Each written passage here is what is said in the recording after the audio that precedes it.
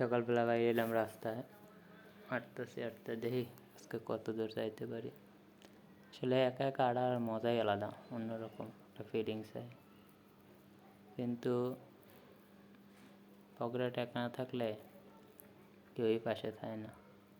ফ্যামিলির লোক হোক, বন্ধুবান্ধব, আত্মীয় স্বজন, যেই হোক, শূন্য পকেটে কেউই থাকবে না পাশে। মাথায় যখন চিন্তা থাকে তখন কোনো কিছুই ভালো লাগে না, তখন আমি একলাই চলি।